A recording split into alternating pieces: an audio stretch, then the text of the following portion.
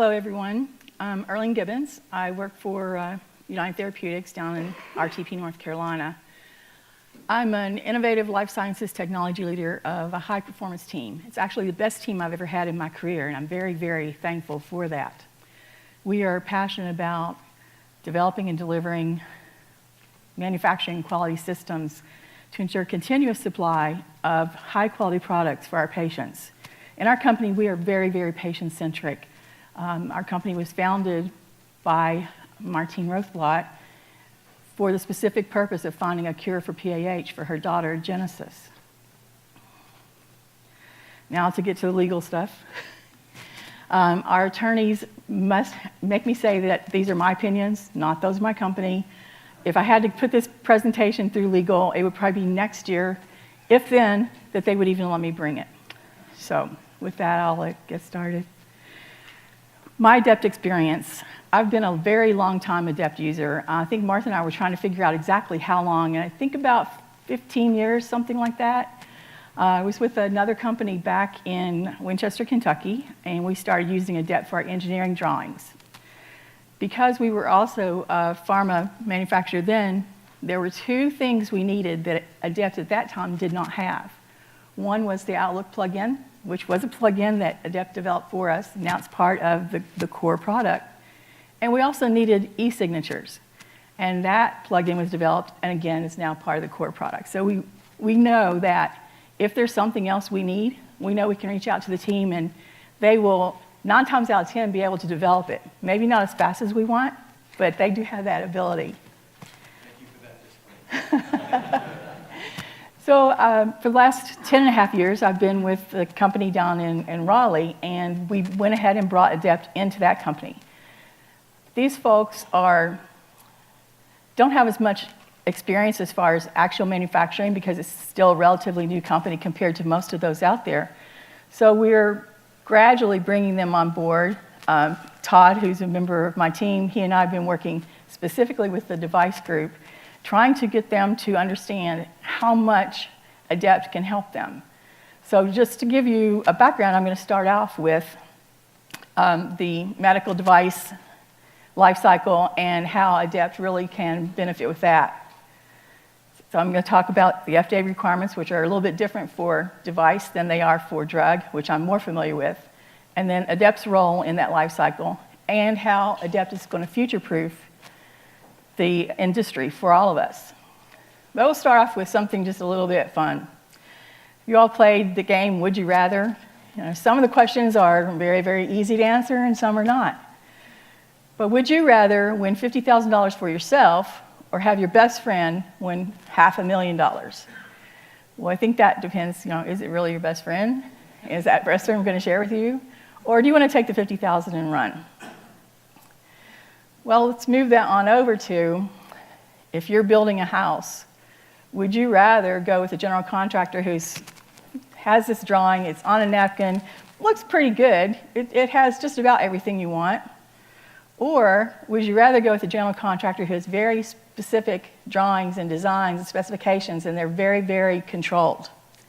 I think most of us would go with the latter to make sure that we had the walls that would not fall down and everything else that we wanted in the long run. Well, that same question can be applied to medical devices. Medical devices are any hardware, software, apparatus that can be used for the diagnosis of or the treatment of a disease, or my medical device I brought with me for show and tell, anything else like that. And I think that you'd be surprised at some of the medical devices you all may use every day and don't even think about what really goes into them. A bottle of Visine is a medical device, and it's very tightly controlled because you have a specific amount that is released when you squeeze the bottle, and it's also something that is used on your body. An inhaler, medical device. But did you know that a Band-Aid is also a medical device? All of those devices have one thing in common, and they're very, very tightly controlled by the FDA. CFR 21 Part 820 is the regulation that controls medical devices. So I'm going to talk a little bit through that life cycle beginning with this graph that you're going to see probably for most of the remaining slides. This is the life cycle of a medical device, starting with proof of concept. Someone has an idea. Hey, I think this would be great. Let's see if we can design it, develop it, move it through testing and verification, validation, all the way to commercial. So it has to go through all of these phases to be able to be approved at the end. And as you can see at the bottom, continuously they're doing risk assessment. They have to make sure that at every step of the way, they're keeping in mind the safety and efficacy of the device for the patient. So the patient is always the most important piece of the puzzle. The FDA requirements can often seem like you're in the middle of a corn maze with no way out because they are very, very extensive. So I'm going to take this same graphic and just walk through the touch points of the FDA. And there's control in each phase of this. So in phase 1, where you have the idea, the proof of concept, you're developing your user requirements. What does the user need? What do we want this to look like in the end? And you'll develop, it must be 110 or 220 current, all the ifs, ands that you want to walk through. Those go into a design review even at that phase. Quality is often involved there to say, yes, no, you're not thinking of this. Let's go ahead and better define these user requirements. From there, you start going into the design input. So you start putting the drawings together and the other pieces of the puzzle to really begin planning it out. Again, it's in constant design review. Phase 2, design development. The design process is further defined and is even in more detail than it was previously. And again, design review by all parties involved, particularly quality. Now, phase 3, which is the design verification, is even more complicated because not only do you have the review, but you also have to verify where you are now against the user requirements that you put together at the beginning of the proof of concept.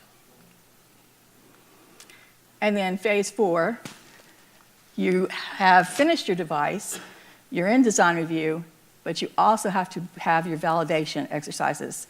So in validation, it's basically the proof that what you've developed meets consistently what you have intended it to do. It's repeatable every time. Once you have completed validation, you're ready to go to design transfer. So this is where you're going to take your drawings and your specifications, and you're going to transfer them either to your internal manufacturing group or to your contract manufacturer. Very, very important that the specs you give them are exactly what you want the end game to be. So you have a design review there before those are transmitted out, again by quality and the other people that are involved in final approval. So you're out here and you're in commercialization, but you're really not finished yet. As you can see, phase 6, design changes. Almost every device is undergoing constant review and scrutiny. Many device manufacturers will have a group dedicated to receiving customer complaints. For example, if there is a nebulizer that does not turn on properly, the patient will complain. They'll investigate that, determine if there's a root cause, if it's just a fluke, or if it's something that's repeatable and need to be addressed. So now we're in change control. Change control, you really go almost back to the beginning because you're taking your drawings back in through the iterative process for review and improvement. So as you can imagine, there are many functional groups that are involved in this entire process. So I'm going to take the same life cycle graphic and go through where those groups come into play. So at the very beginning, you have your device engineers who are taking that proof of concept and begin putting it to paper. It may be very rough at the very beginning, but it's further refined as it goes through. At that point, quality is already involved because they're involved in the design review from the very beginning. Then you'll have procurement involved because you have to start putting together prototypes. Procurement will need to get the materials that the engineers need to start building that device and start testing that device. At this point, you also begin to involve regulatory. Regulatory has responsibility from close to the beginning of the process to start gathering information so that if we are going to make a submission for approval, they have that information all gathered because it's very, very great deal of documentation that's required to go to the FDA. Validation is also involved. They start testing. They start writing IOQ scripts so that they can test against the design, test against the user requirements, and the other specifications. Marketing, they're involved very early because not only do you have the device, you also have the packaging that has to be part of that. You have the information, the patient information that goes with all devices. You probably notice your prescriptions, you have that fold-out piece of paper in there that no one really reads. That's part of this process as well. And then manufacturing is, of course, at the end of that. And then supply chain. Supply chain, you've got to make sure that you are sending the right materials to the right people at the right time. Now, there are lots of system interfaces as you go through this process. And while we have ours very manually integrated right now, we're very interested in Adept Integrator to make that more automated. But I'm going to talk through the same slide and the different systems that we interface with, albeit manually even now. So we have a corporate electronic document management system. We need to move documents from Adept into this EDMS. And these are where the spec sheets are stored that purchasing uses for procurement, that shipping and receiving use for receipt and for shipping out. Any of the spec sheets, that's where they reside. So one of the things we're looking at is being able to take the spec sheets automatically from Adept into this EDMS.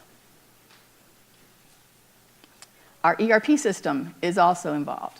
You have your bill of materials, you have your item master. All the information about this device is going to be stored in our ERP. Again, we're manually moving it out now, but we're looking to automate that. Then there are two pieces that really add another layer of complexity at the very end. Every device has a unique device identifier. That device identifier is the model number and also a serial number for that particular device. Now, as you go through the process, after you get to change control, let's say you have a nebulizer and you're in change control and you've made a modification. There are certain triggers that demand that you move that from model A to model B. Well, this also ties into your ERP system and everything else because are you going to use the rest of your model A for your supply and demand, or are you going to obsolete that and begin using your model B? So these triggers are very, very important, and Adept helps us track those triggers. Serialization. Serialization is a requirement of the FDA for drug. It is an act of the Drug Quality Supply Chain Act that was passed a couple of years ago by Congress. At this point in time, combination products, which are drug and device together, so that could be your nebulizer and the drug that's used with that nebulizer, are not required to have serialization.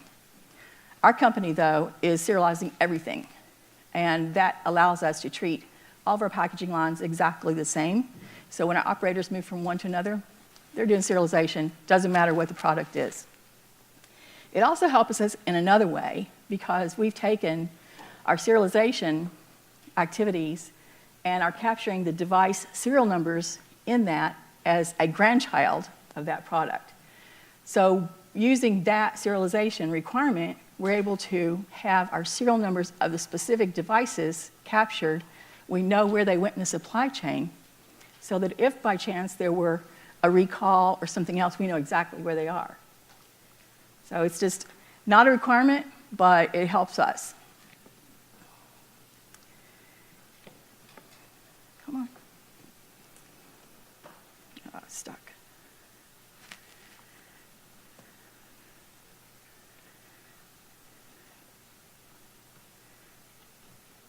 Oh, it's stuck.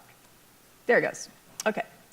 So I do want to talk a little bit more about change control, because that is a system that, with Adept and our quality management system, they're tied very, very closely together. Whenever a new device is ready to be put into proof of concept, or if there is a change made to an existing device, a change control record begins in our quality management system. That allows us to begin making changes to our drawings in Adept. We tie the number of the record from the quality system into our library card, so that those are linked, so that when the FDA comes in, they want to see, okay, let's see all your change controls for your devices. We can pull those up, we can pull up the drawings that match, and then they have that entire picture. So Adept's role at our company, including change control, is to manage those diverse document types across all these multiple functional areas and our corporate systems. And using my same slide, you can see I put Adept all the way across it, because it really is part of our process from beginning to end.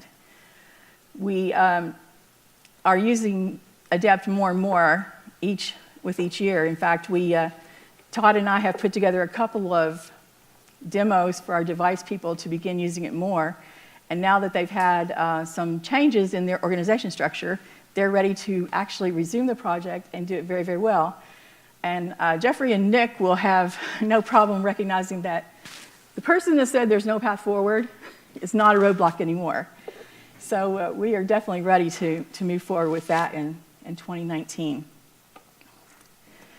And you'll also recognize this flowchart of Adept's role in the change control, which you can't read. I can't even read it from here, but I'll just kind of talk through it. So it goes back to talking about the change control if I have something I want to change about existing, or open a change control for something new. And these are the steps that currently are being taken, and they tie into Adept at each piece already. So there's not an interface, but there is a flowchart that mandates that when you have a change control, the group will open what they call a document change order, design change order, and that will then tie into our EQMS, which then ties into Adept. And they flow down through who completes it, and then who approves it, quality reviews it, and so on. Then they have several different steps, and we're still in just the design change order. We're not anywhere else. But all these steps that they're doing, many of them outside of Adept, are going to be pulled into Adept. And so you can see when they really actually talk about Adept in their flowchart right now, they're talking about it more at the end. The signatures are captured electronically. They are then put on the document, the drawing from Adept. The revision number is incremented, and then it is approved. Now, I talked about all the functional areas like quality and regulatory. Their signatures are also on this design document at the end. So in our workflow, once it has gone through and has approval to move forward, they are notified, and they must come in and log in and then sign off on the document. So we have everyone's signature that is required. And I think one of the best things about Adept is that we know it can future-proof us. We know that the workflows can be adapted to whatever is next. And the company that Todd and I work for is very diverse. Every time we think we have it figured out what they're going to be doing, they do something completely different and add something even more diverse to our portfolio. One way that we are going into the future is with the Internet of Things. Many of you may be, excuse me, I lost my words. You may have seen the glucose monitors that are tied to your iPhone. My boss has been a diabetic for probably 20 years. He now, instead of having to stick himself every day, he just wears a little port that is tied to his iPhone. He can see what his glucose levels are at all times. And that is huge to be able to do those kinds of things now and in the future do even more. One of the guys that we work with, his daughter, who's only 12, is a diabetic. She has the same type of device. Kevin is not even with her. She's at school, but he can see how she is at any time during the day. So to be able to know that you can check on your child who may have an issue with glucose is huge.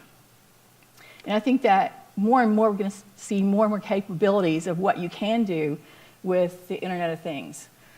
In our facility, we have, on the engineering side, we have VFDs, variable frequency drives.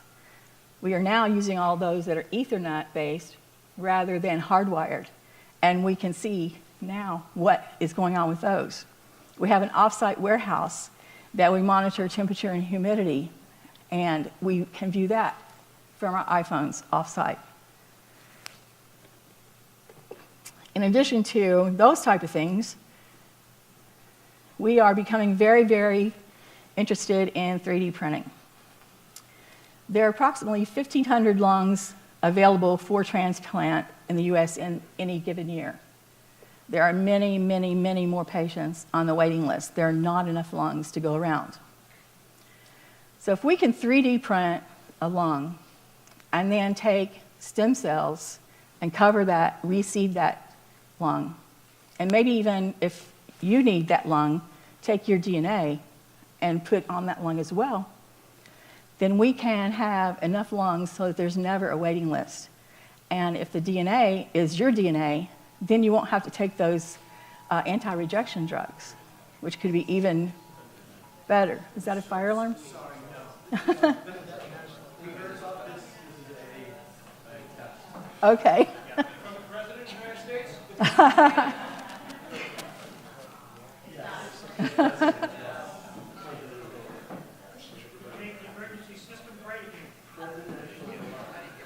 I thought that was just my cue that, okay, you said enough, so you can leave now. So, but 3D printing, I think that's really going to be the next big thing in medical devices. A lot of companies are working on it now, and some are being very, very successful. I've seen some of the results. I saw a heart, actually, that had been 3D printed using silicone, and it was very interesting. Our company had nothing to do with it. So it was very interesting to see that, and just think of all the possibilities, especially if you can take where you have a shortage of organs, 3D print them, and then save lives. I think that there's nothing really more important than being able to do that. So, questions, comments, complaints?